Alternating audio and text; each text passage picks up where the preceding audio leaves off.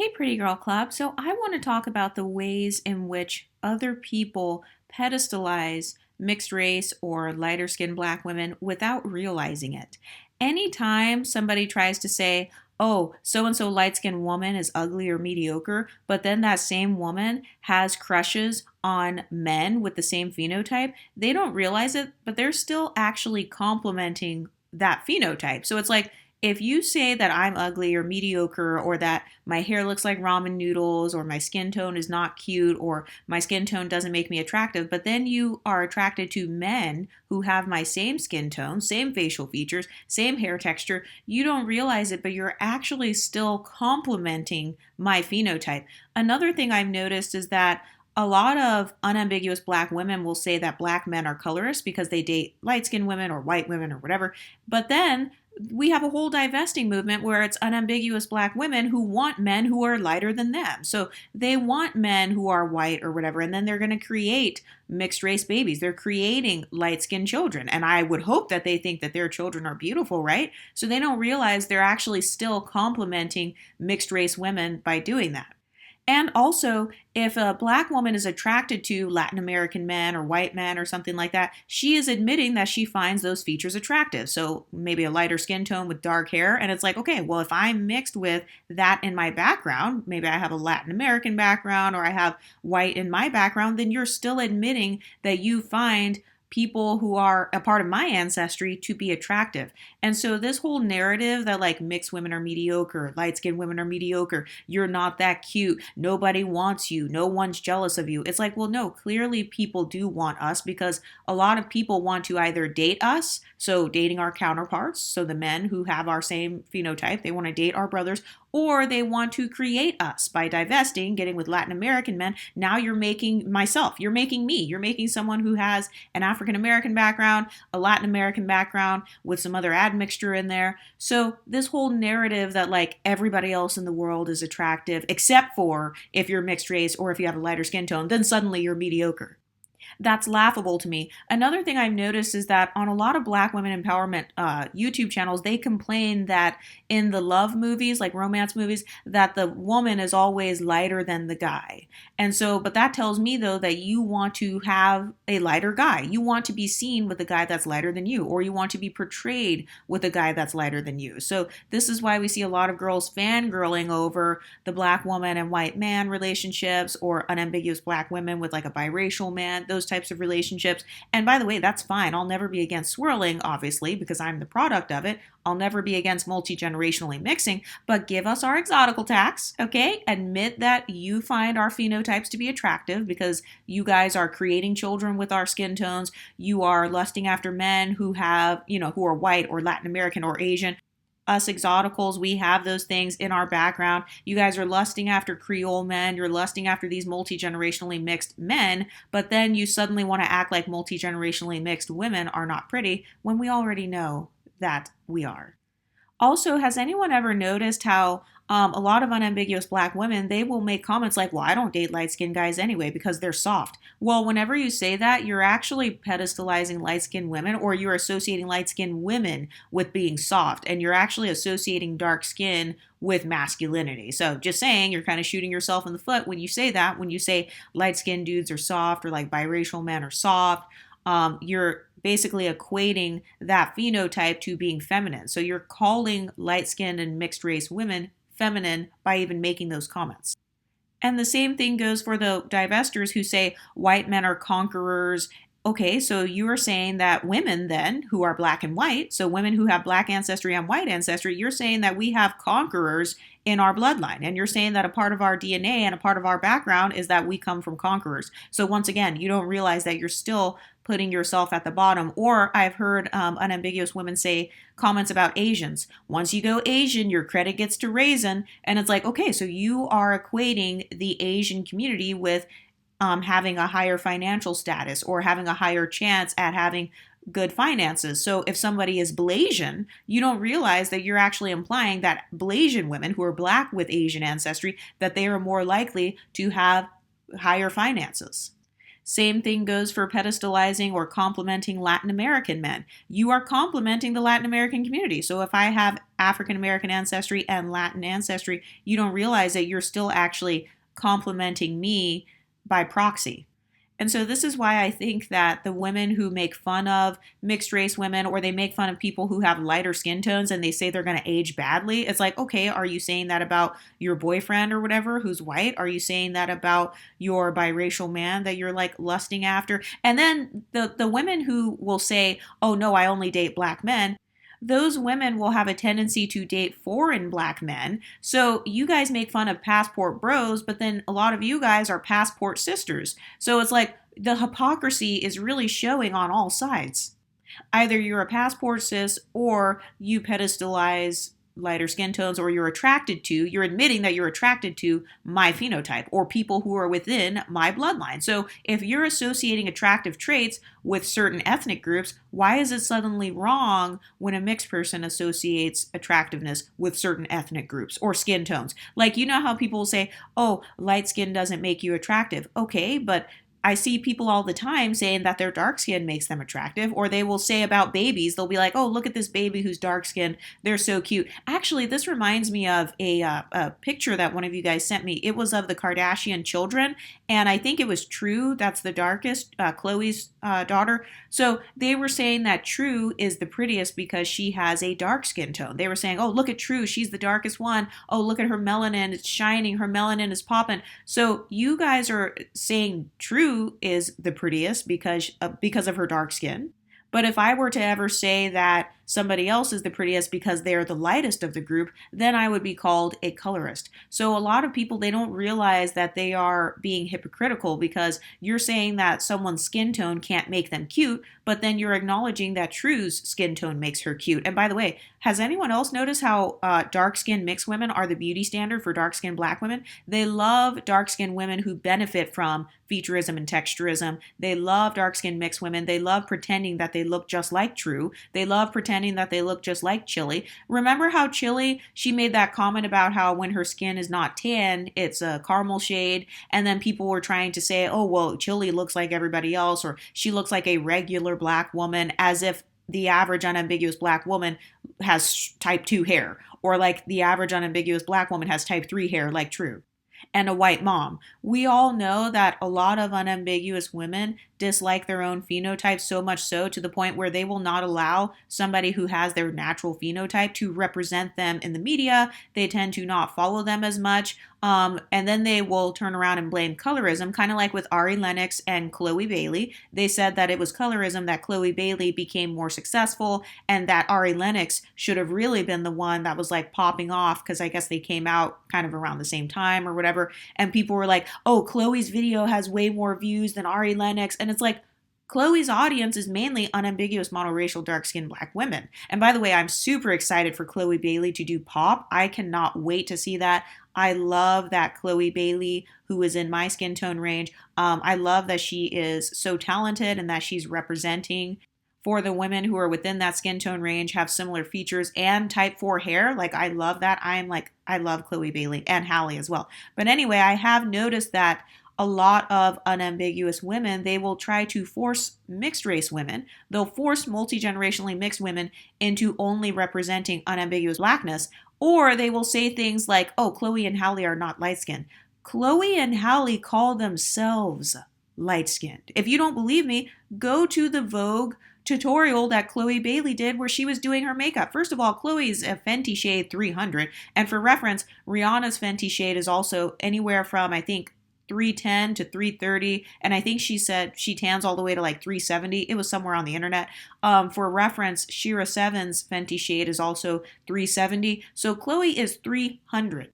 And I think Doja Cat is somewhere in the late 200s. So Chloe is literally a few shades darker than Doja Cat, but somehow Chloe is an unambiguous monoracial brown-skinned black woman. Like, that's, and this is a part of why with the term brown-skinned, I feel like a lot of people utilize that term brown-skinned so that they can throw light-skinned or dark-skinned people in and out of that category and argue their talking points Usually it's against light skinned people. Usually people who use the term brown skin and they're like, oh, so and so is not light skinned, they're brown skinned. Usually they're doing that because they want to humble that person or they don't want to admit that light skinned women exist. They want to try to pretend that it's not possible for you to be both pretty and light skinned and also be talented and also, get the most attention. So a lot of people will try to pretend like they approximate themselves to somebody like Chloe Bailey, when in reality, you know damn well that the average unambiguous monoracial dark-skinned black woman is not a Fenty Shade 300. That is extremely disingenuous.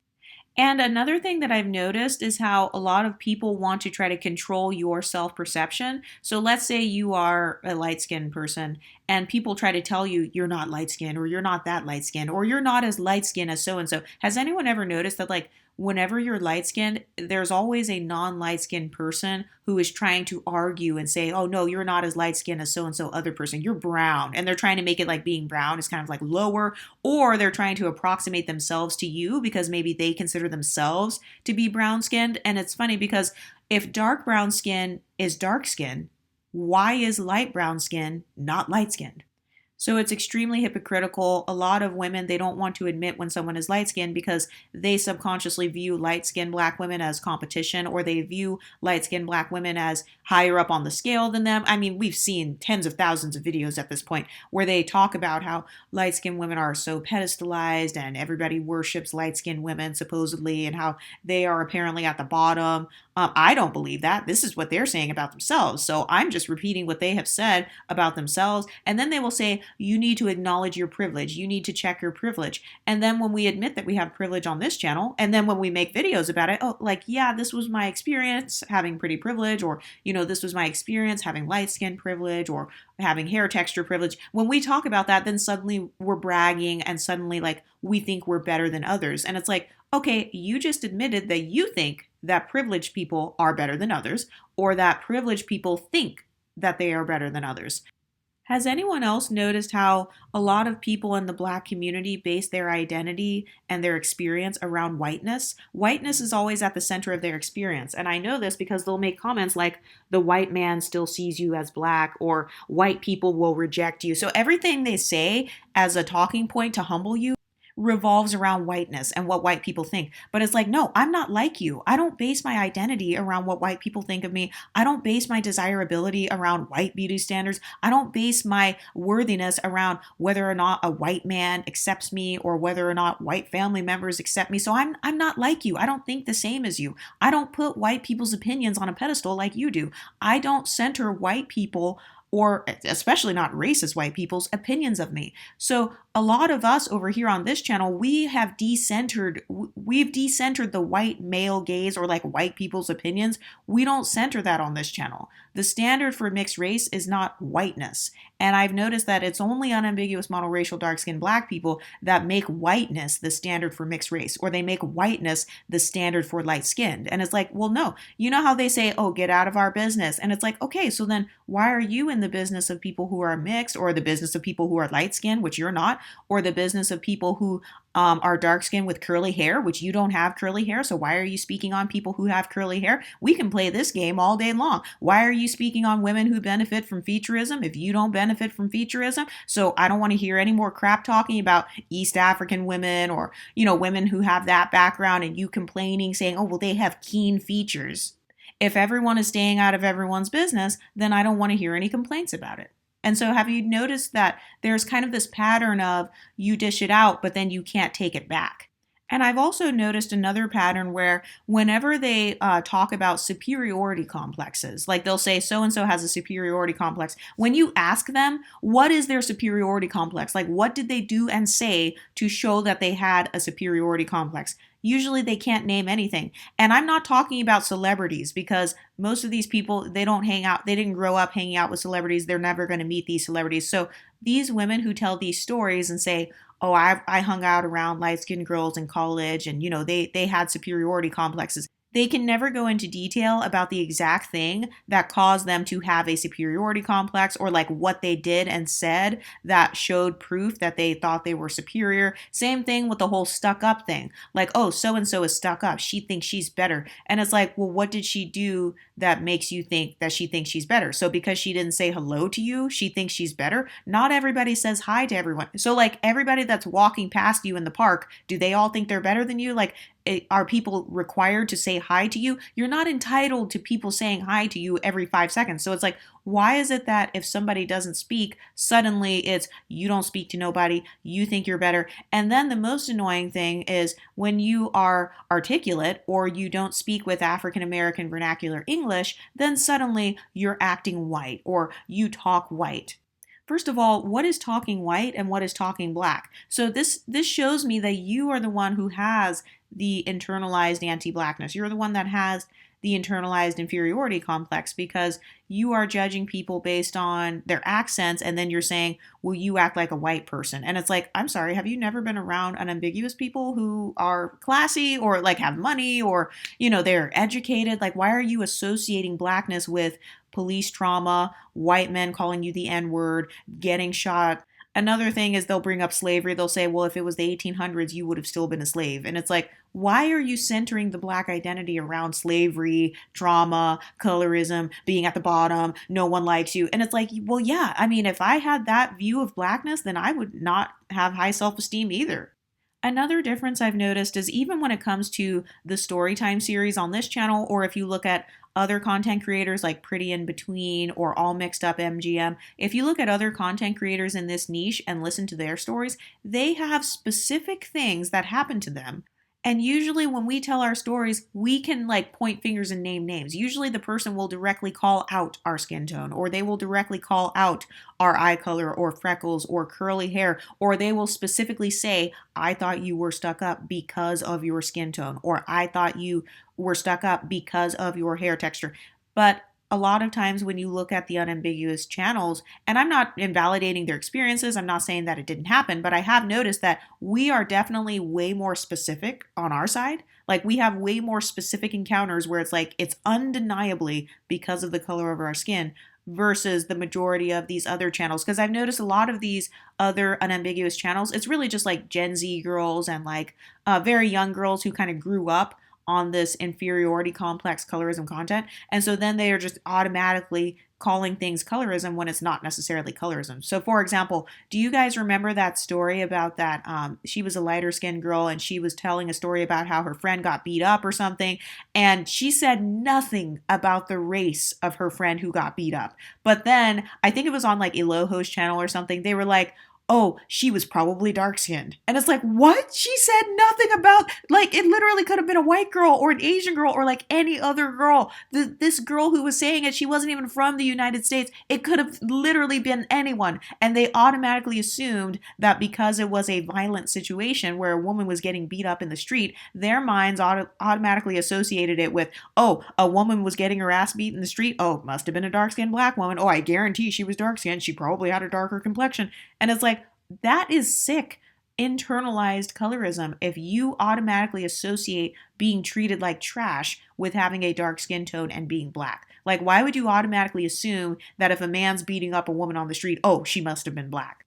And the amount of bullying that girl went through, they were like, oh, you're a bad friend because you didn't jump into the fight and like fight for her. And the girl in the video even said she barely even knew the girl. And people were like, oh yeah, see, this is what light-skinned women would do. They would just stand by and watch their dark-skinned friend get beat up. And so these people are literally taking the story so far to a point where it was not even like that. Like, she said nothing about anybody's race, nothing about skin tone, but because some women have inferiority complexes about their own race and skin tone, they automatically equate their skin tone to suffering. And here on this channel, I believe that dark skin is not a handicap, blackness is not a handicap. For those of you who talk crap about me calling this channel Exoticals United, blackness can be exotic. I don't understand why people think that if you have blackness in you or you're black passing that you can't be exotic. No, only black women and black men say that because they view whiteness as exotic, because exotic just means you are different than what the other person is. So